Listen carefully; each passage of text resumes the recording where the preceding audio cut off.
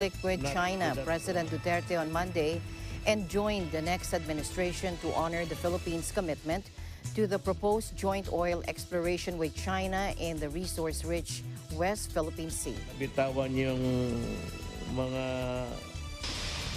And in Indonesia, Bali scrapped quarantine for vaccinated tourists from more than 20 countries and reinforced visas on arrival as the Indonesian holiday island pushes ahead with the reopening after 2 years of COVID curbs.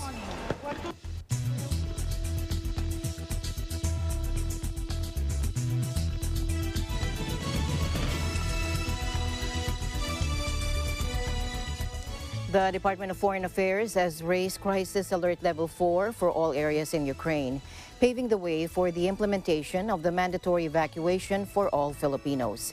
In an advisory on Monday, the DFA said the mandatory evacuation will be at the government's expense. Filipinos in Ukraine will be assisted by the Philippine Embassy in Poland and the Rapid Response Team, which are currently assisting Filipino nationals for repatriation and relocation, according to the DFA.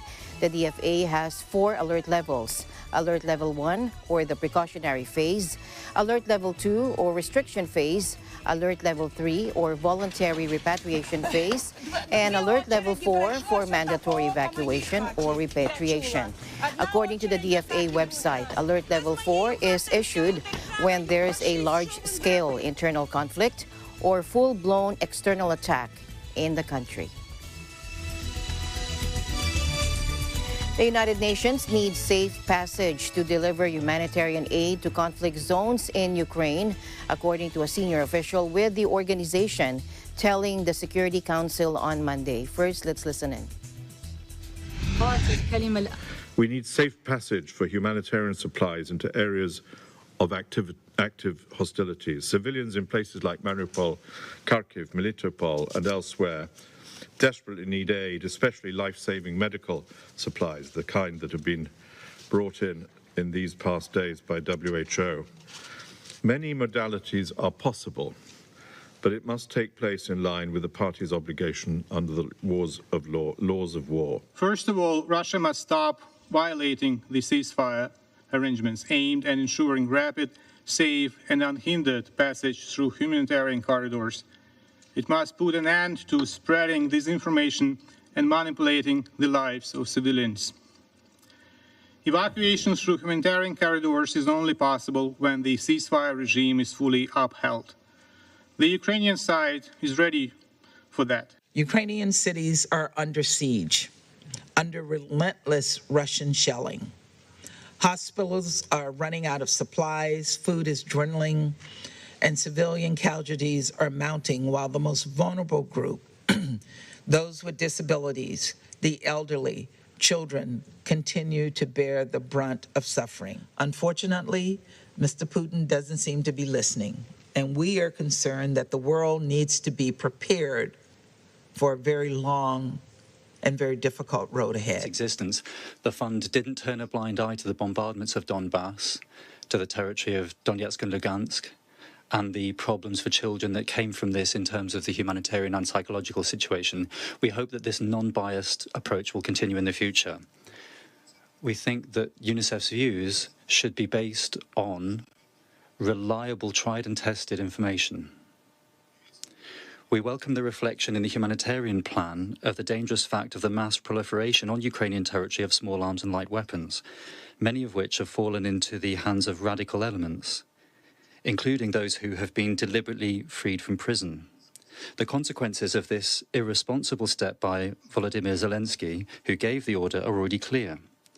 The number of civilian victims among civilians from the hands of the radicals is increasing day by day, first and foremost in Kiev. We have been drawing attention to this for a long time. We call on all colleagues in the Security Council to strictly keep in today's meeting to the humanitarian context of the situation in Ukraine.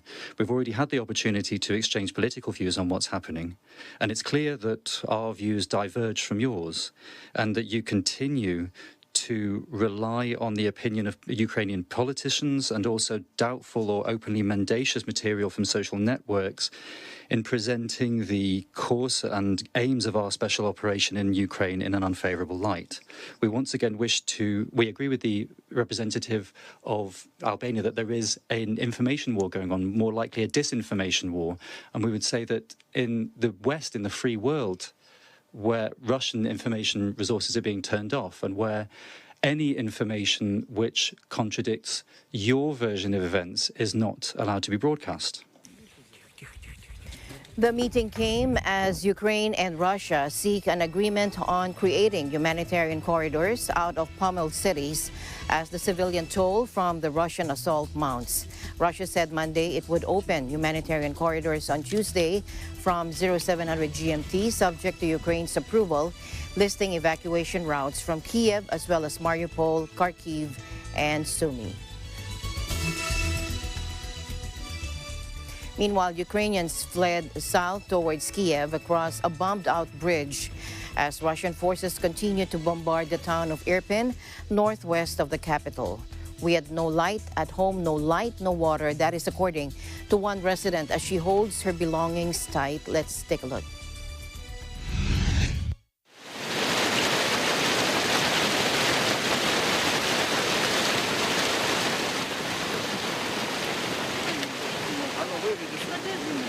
Я вас тримаю, не бійтесь.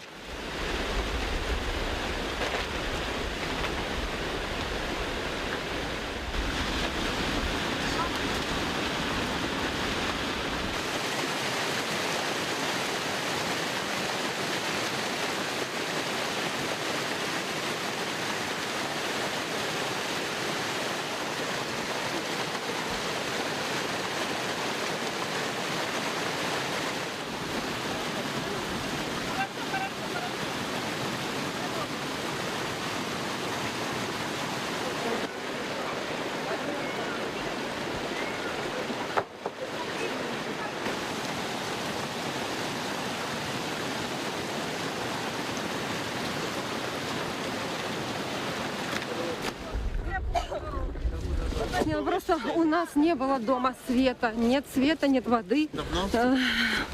Дня 3. Ну, просто в подвале сидели под домом в темноте. У нас там немножко продуктов было, но мы понимаем, нам никто их не привезет.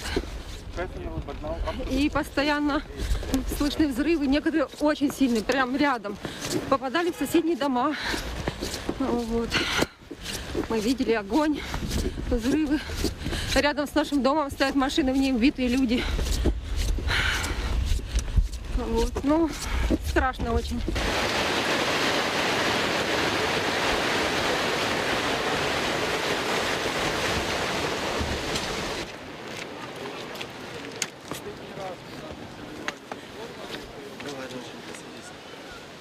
Все, спасибо.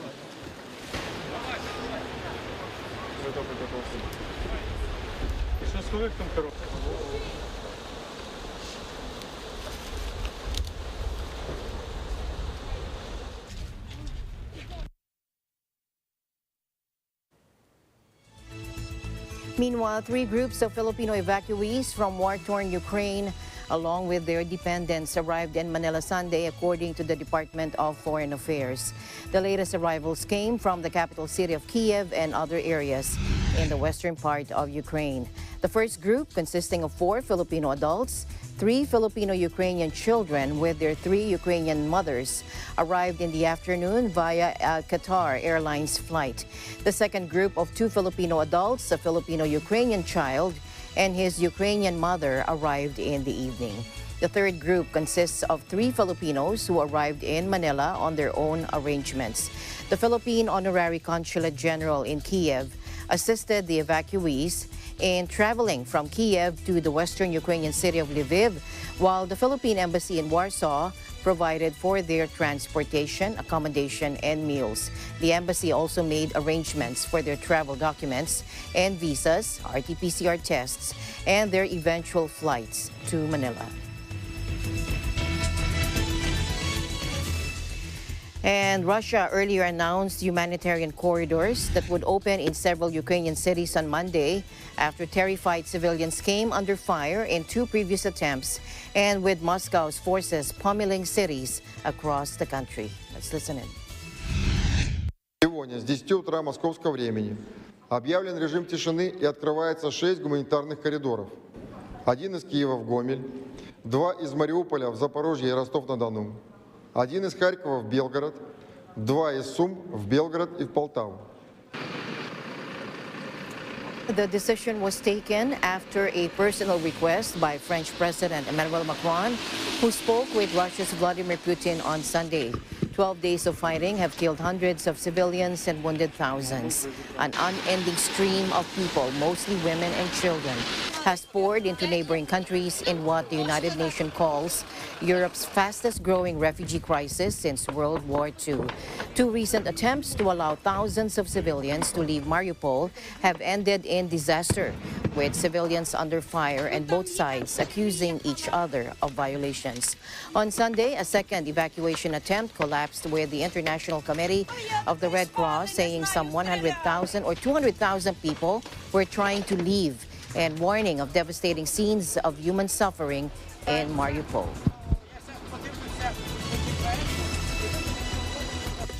Ukraine dismissed Moscow's offer to set up humanitarian corridors from several bombarded cities on Monday after it emerged some routes would lead refugees into Russia or Belarus. The Russian proposal of safe passage from Kharkiv, Kiev, Mariupol, and Sumy had come after terrified Ukrainian civilians came under fire in previous ceasefire attempts. Let's watch this. Це неприйнятний варіант відкриття гуманітарних коридорів. Не поїдуть наші люди з Іванкова, з Димира, з Вишгорода, з-під Києва в Білорусь з тим, щоб потім літаками полетіти у Російську Федерацію. Moscow's defense ministry had earlier Monday announced new plans for humanitarian corridors, with the defense ministry confirming a regime of silence had started at 700 GMT, but several routes led into Russia or its ally Belarus, raising questions over the safety of those who might use them. AFP journalists saw thousands of civilians early Monday fleeing the fighting via an unofficial humanitarian corridor in Irpin, a strategic suburb west of Kyiv. Russia unleashed another night of relentless attacks from air, land, and sea, compounding the humanitarian disaster that has pushed more than 1.5 million people across Ukraine's borders. 9 people were killed in the bombing of Vinnytsia Airport in central Ukraine Sunday, rescue services say. And today, the mayor of the town of Gostomel north of Kyiv is shot dead with 2 others while distributing bread and medicine, city officials say. Speaker Lord Alan Velasco on Monday said the House of Representatives is on standby in the event President Rodrigo Duterte calls for a special session of Congress to pass legislation suspending or reducing fuel excise taxes.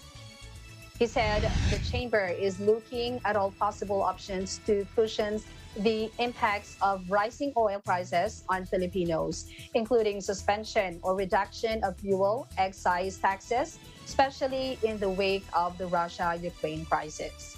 Velasco said he expects the Fuel Crisis Ad Hoc Committee to fully assess the economic impact of the drastic increase in oil prices and come up with recommendations on how the government can address the problems at the soonest possible time.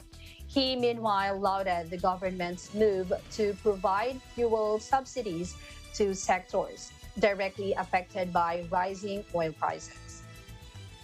The government had announced it is preparing to release 2.5 billion Philippine pesos for subsidy program providing fuel vouchers to qualified members of the public transport sector, on top of the 500 million Philippine pesos in fuel discounts for farmers and fisher folk.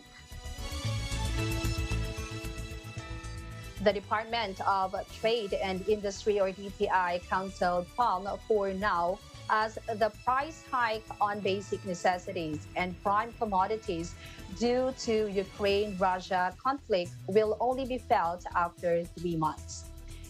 At a Laging Handa briefing on Monday, Trade Undersecretary Ruth Castello said that they will not yet release an updated suggested detail or retail price bulletin to reflect the impact of the rising fuel prices on the manufacturing of goods. We want to assure the public na ang presyo po ng mga pangunahing bilihin na intindihan natin na kahit sa ayaw natin at sa gusto magkakaroon po ng impact sa atin. Pero hindi pa po yan immediate, hindi pa yan sa ngayon. We're looking at the next 3 months bago po mag-epekto yung nangyayari sa Europe dito sa ating bansa. Kaya sana matapos, Yusek, para hindi tayo talaga maapektuhan ang presyo natin. We have enough supply, hindi po kailangan magpanic ng mga tao, and we're also tempering kung meron mang price increases, inaalalayan din po natin para hindi masyadong bumulusok ang presyo kung sakali man. And if there's any observation sa labas, whether it's violation ng mga mandatory health protocols natin or sa presyo, pwede po silang tumawag sa atin sa DTI 1384 or mag-email po sa consumercare@dti.gov.ph.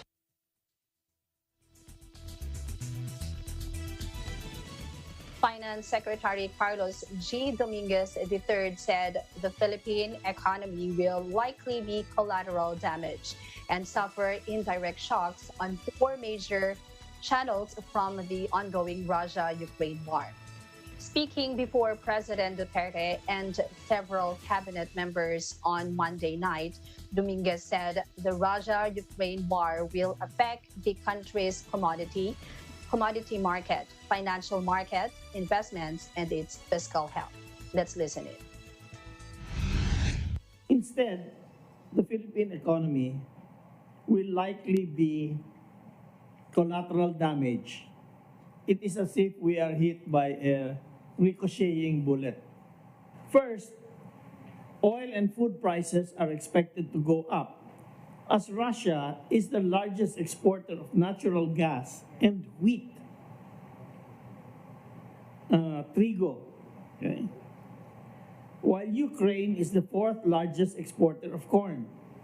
As the conflict continues, Ukraine and Russia's main trading partners, predominantly the European Union, will look to trade with other countries such as US and China, where we are buying both wheat and corn, thereby pushing up the prices of commodities in these markets as well.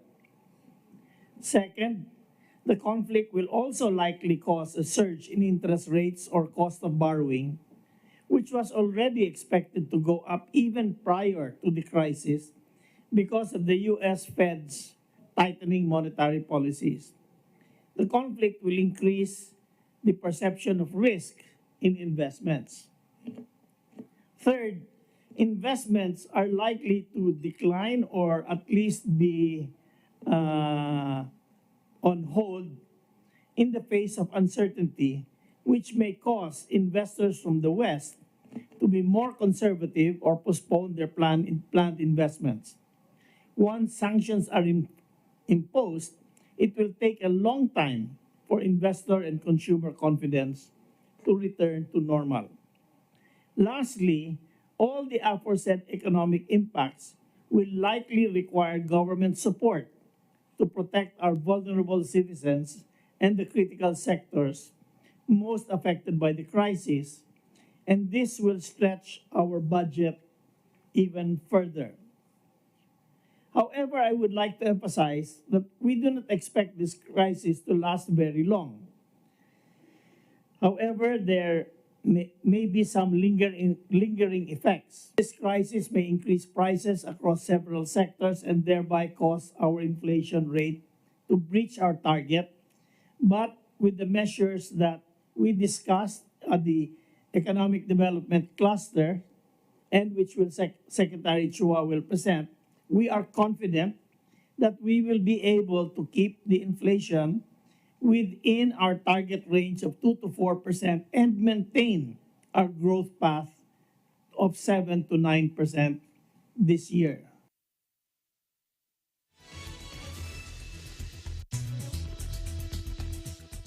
Meanwhile, to avoid a possible conflict with China, President Rodrigo Roa Duterte on Monday enjoined the next administration to honor the Philippines' commitment to the proposed joint oil exploration with China in the resource-rich West Philippine Sea.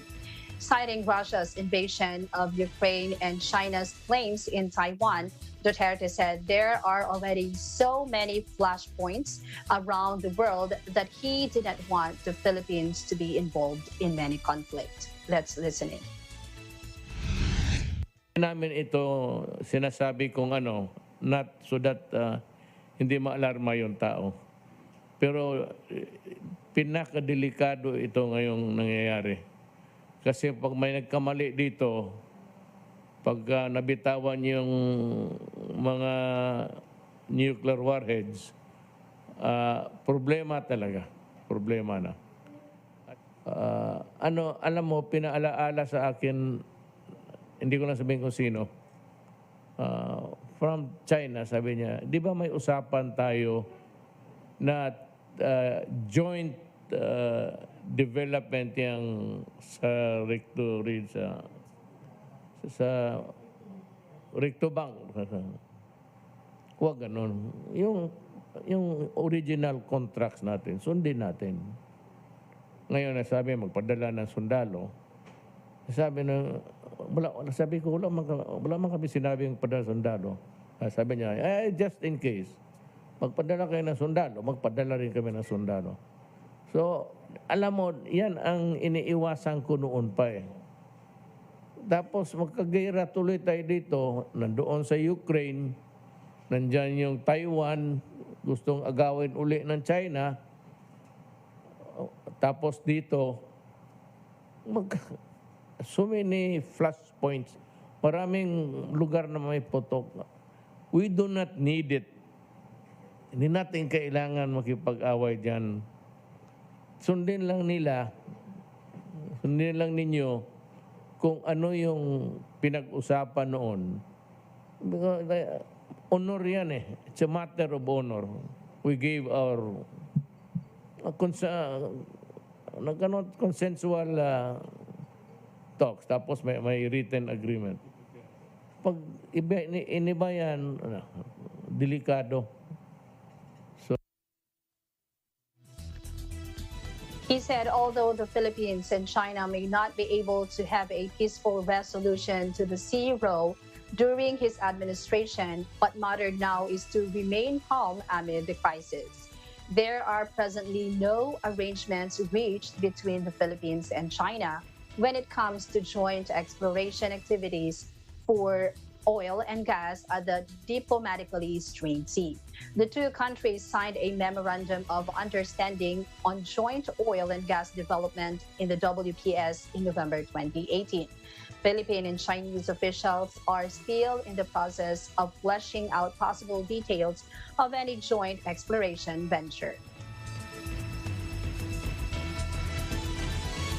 Meanwhile, the Vietnamese government said citizens and repatriated from Ukraine shall not be required to have proof of negative COVID-19 test, COVID-19 vaccination, and recovery from COVID-19, according to the latest regulations of the Ministry of Health.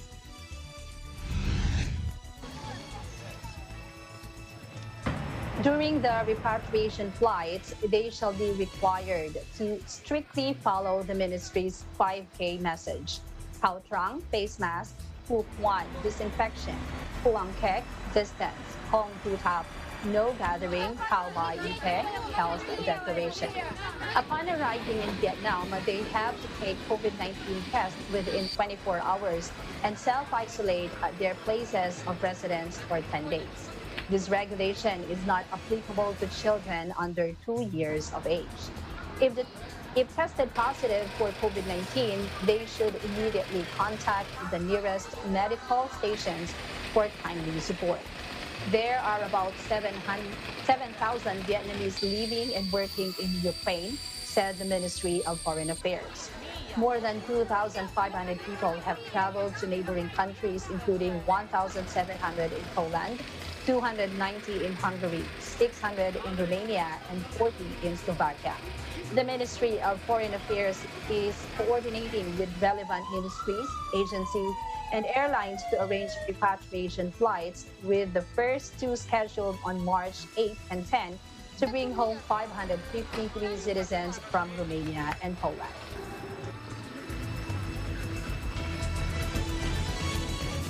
Meanwhile, Vietnamese Foreign Minister Bui Tan Son suggested that Poland provide shelters for nearly 1,000 Vietnamese and are on their way to Poland from Ukraine. The foreign minister made the suggestion while receiving chargé d'affaires of the Polish embassy in Vietnam, Maciej Duszyński, in Hanoi on Monday. Bui also asked the Polish side to create favorable conditions for arrangement of flights to repatriate Vietnamese from Poland. He took the occasion to express thanks to the government of Poland for having opened its border and providing shelters and other necessities to nearly 2,000 Vietnamese citizens who have reached Poland from Ukraine. Bui also treasured Poland's donation of 1.4 million AstraZeneca vaccine doses, 8 tons of medical supplies, and equipment worth $4 million to help Vietnam in the fight against the pandemic. According to the Ministry of Foreign Affairs, there are about 7,000 Vietnamese people living and working in Ukraine. At least 2,500 people have traveled to Ukraine's neighboring countries, including Poland, Romania, Hungary, according to the Ministry of Foreign Affairs. Vietnam sent the first aircraft to Romania to bring home 283 citizens, and the next flight is scheduled March 10 to evacuate 270 others more from Poland. And the news continues here on ASEAN in Focus. We'll be right back.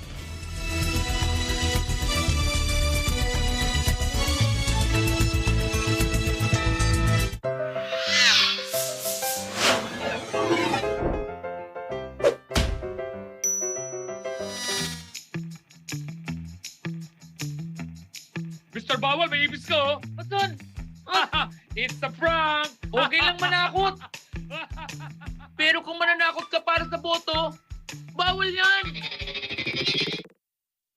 Ayon sa Omnibus Election Code, threats, intimidation, terrorism, use of fraudulent device or other forms of coercion is an election offense. Sino kausap mo? Makaalis na nga, sa iba na lang ako mananakot. Mr. Pwede! Mr. Pwede! May malaking ibis sa likod mo! Nox! Babawi ka pa, ha? Di mo ako maiisahan! Ako si Mr. Bawal na nagpapaalala sa inyo na ang pananakot para sa boto. Ibis! Uy! Bawal yan!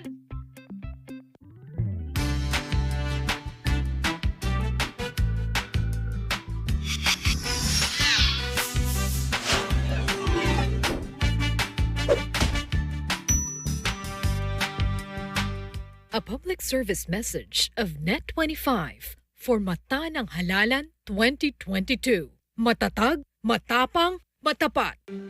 Alam namin ang iyong pagsisikap. Dama namin ang iyong mga sakripisyo. Kita namin ang pagharap mo sa bawat pagsubok. Kaya sa kabila ng mga hamon ng buhay, nandito kami para umalalay. Kasi katulad mo, gusto rin namin ang magandang bukas para sa kanya. Hatid namin ang dekalidad na edukasyon at makabagong pasilidad sa abot kayang halaga. Kaya huwag ka na mangamba, sasamahan ka namin tuparin ang mga pangarap niya.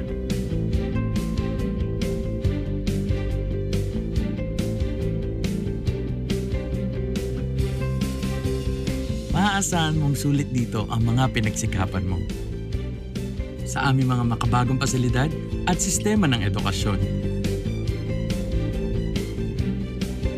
May lalabas natin ang aking talino at mga kakayahan niya. Kahit sa munting halaga, makakasiguro ka na makakasabay siya sa mabilis na pag-ikot ng mundo. Sa New Era, karamay mo kami sa bawat hamon. Kaagapay mo kami sa bawat hakbang. Kasama mo kami sa bawat ngiti at tagumpay.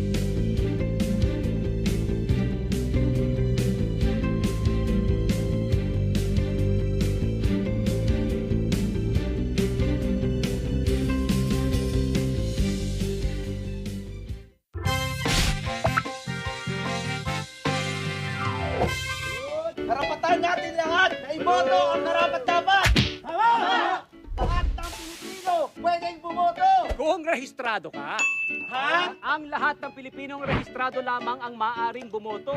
1 taon ang ibinibigay ng Commission on Elections para magparehistro ang mga Pilipinong boboto sa darating na eleksyon. Kailangan gawin ito para maiwasan ang tinatawag na flying voters.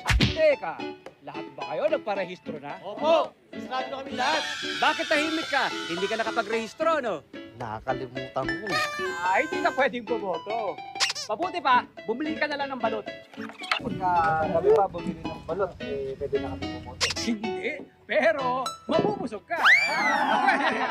Para sa karagdagang kaalaman, makipag-ugnayan lang sa pinakamalapit na barangay o bisitahin ang COMELEC website. A public service message of Net25 for Mata ng Halalan 2022. Matatag, matapang, matapat. Back here in the country, the number of new COVID-19 cases in the National Capital Region and 38 other areas under Alert Level 1 continues to go down, according to an Octa Research Group fellow on Monday. Since the group's prediction of less than 1,000 new cases by March, Dr. Guido David noted that the numbers might continue to decrease to a few hundred at the end of this month. Let's listen in. Medyo nag-slow down yung pagbaba nila pero bumababa pa rin. Yun yung mahalaga. At yung prediction nga natin na less than 1,000 cases by March, ito nga, nakikita na natin ay nasa less than 1,000. Inaasahan natin na patuloy pa itong bababa by end of March. Posibleng baka mga a few hundreds na lang yan, baka 300 to 500. Tulad na nakita natin noong December last year bago pumasok yung Omicron. Para mapatuloy natin yung pagbaba ng bilang ng kaso, kailangan pa rin sumunod tayo sa minimum public health standards. Yan yung mga isa sa mga rason kung bakit mabilis na bumaba yung bilang ng kaso natin noong mga nakaraan na buwan at linggo.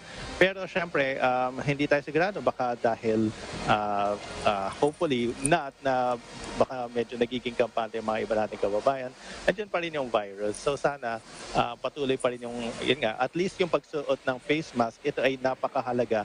Ang malaking tulong nito para mapigilan yung infection. To continue the decrease in cases, the group said the public must continue adhering to minimum public health standards. He said there could be more areas that are qualified to de-escalate to Alert Level 1, considering the low number of new cases and healthcare utilization rate nationwide. However, there are areas with very low vaccine coverage, one of the metrics used by the Interagency Task Force for the Management of Emerging Infectious Diseases and the Department of Health in the Alert Level System classification. Despite the decline in COVID cases, the Department of Labor and Employment reminded anew both employers and employees of the strict observance of health protocols inside workplaces under the most relaxed Alert Level 1. Dole also said that companies may still implement work from home arrangement if needed. Take a look. Prior to COVID, naglabas na po ng Telecommuting Act. Ito yung Republic Act 11165. At nung linabas po ito, ang problema nun, yung traffic at yung kahirapan ng pag-commute, yung haba ng oras ng commute.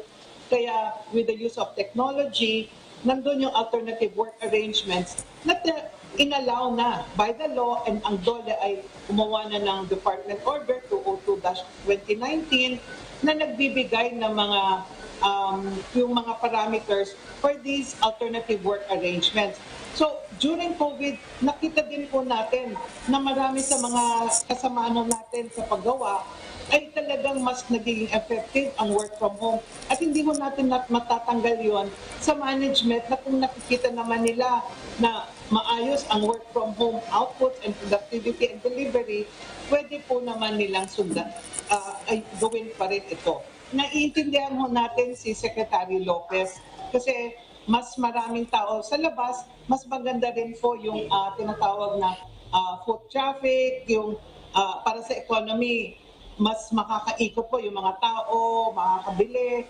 Pero meron din ho tayong tinitignan na prerogative ng management for the work from home. Hindi ho, kaya nga, sinasabi natin, hindi ho lahat ay pwede mag-work from home. Meron ho talagang kailangan mag-work on-site para mas maganda naman ho talaga ang servisyo ng isang kumpanya. Pero pwede pa rin i-allow on a management prerogative and voluntary agreement with the workers na magpa-work from home pa rin naman po. Maraming salamat po.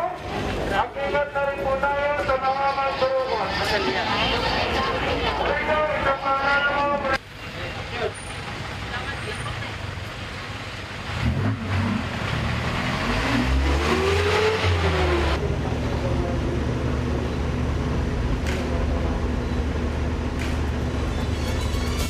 Bali on Monday scrapped quarantine for vaccinated tourists from more than 20 countries and reintroduced visas on arrival as the Indonesian holiday island pushes ahead with reopening after 2 years of COVID curbs. Let's watch this.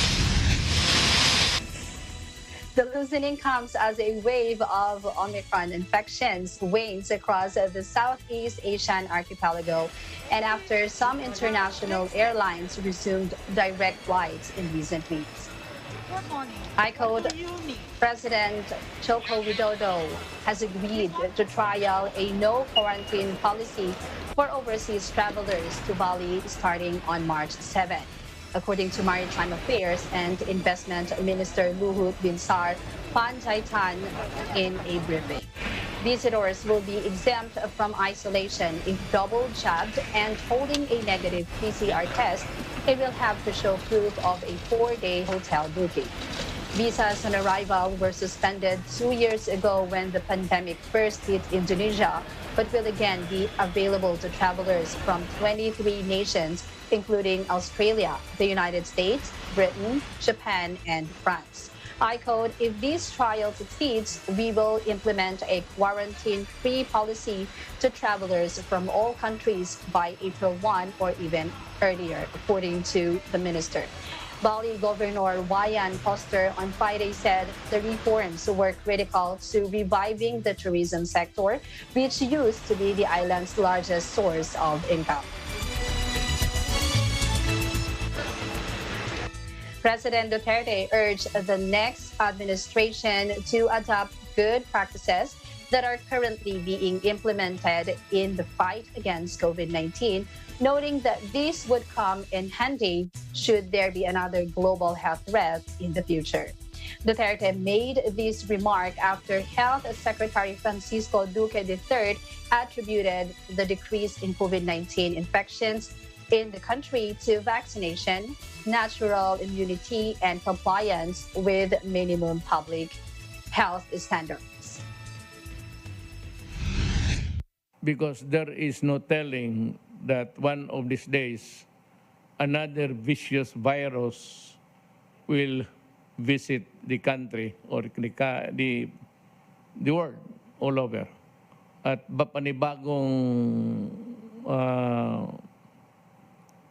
panibagong ano ito, far different from what we have now. Gusto ko lang malaman na what caused, I said, the numbers to go down, because it would come in handy. It would be very important to remember now the days that we allotted the vaccinating program para for the next, just put it at the back of our minds para malaman, we will not be facing the problem. I mean, it would not be us who would face that problem anymore. But the incoming or whoever wins, dapat malaman nila ito na the good practices of the Philippines. Okay, it's quite impressive that given the population compared to the others, and knowing how, for example, in Malaysia, in Singapore, they are quite strict, Vietnam, in the observance of the law and regulations.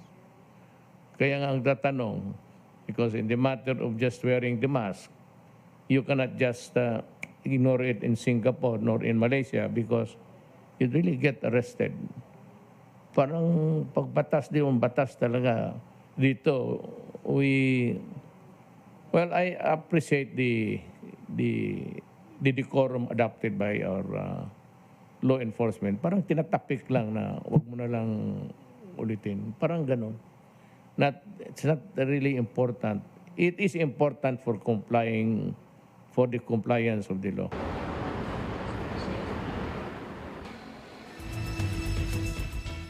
Finally, in line with the priorities of ASEAN Work Plan on Youth 2021 to 2025, particularly on youth participation and engagement, Alzheimer's Disease International or ADI and ASEAN joined forces in a webinar on intergenerational collaboration for ASEAN community building. Dementia is your business too. Over 80 representatives of ADI and its youth members, representatives of ASEAN senior officials meeting on youth or SOMI, youth leaders, health practitioners, and like-minded organizations gathered to exchange knowledge and experience on the youth's role as caregivers and leaders of awareness raising and outreach initiatives. Take a look. Like other serious infections, COVID-19 may increase risk of cognitive impairment. The causes of young onset dementia are similar to the diseases that usually causes dementia in older people. However, dementia in younger people often has different symptoms, even when it's caused by the same diseases in the older people. Building on the active role of ADI in initiating conversation of youth-led efforts on dementia and Alzheimer's disease in ASEAN, we should use this opportunity to bring in our young people and call for their leadership and creativity that will eventually help us to protect our loved ones and the communities from the disease. My experience as a young caretaker is a mix of both good and bad. It is stressful because there are times where I feel as if there's too much to handle, where I am still a student handling my own fair share of work and personal problems. It is also rather time consuming as there are a lot of things for one to handle, and oftentimes my family and I do not leave my grandmother alone, and there are shifts where we are all responsible to look after her regardless of our schedule. Now, when I mean emotional, I meant it in a way that it saddens me to so much to the point that it is almost unbearable at times to see someone I love and care about, someone that raised me up as a child, to who I am today, to no longer being able to hold on to any conversation properly. Now, I know that we can't change what has already happened. So rather than dreading over what happened, I would rather live in the moment. So for that, I'm still joyful that my grandmother is still around here. And though she might not be able to hold a conversation properly anymore, at the very least, she can still talk from time to time. And to see her smile, now that is truly joyful to me and comforting. And to be honest, oftentimes it makes my day to see her smile. As I mentioned, the importance of youth engagement, it's actually solving the global burden of dementia. It requires an intergenerational approach. We totally support the components that Dr. Roger earlier mentioned, that there's opportunities on health and well-being between ADI and ASEAN, and the participation and engagement. And these engagement and volunteerism playing an important role in either promoting gadget, IT literacy, multi-talented workforce, and all those.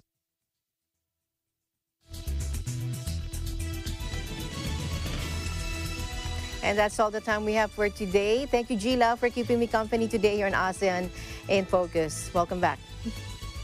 Thank you so much, Alma, also for having me today. And this is Zila Pablo from your Thailand Bureau. And we live in interesting times. We'll see you back tomorrow, same time, same place, here on ASEAN in Focus. I'm Alma Angeles. Stay in the news because we live in interesting times.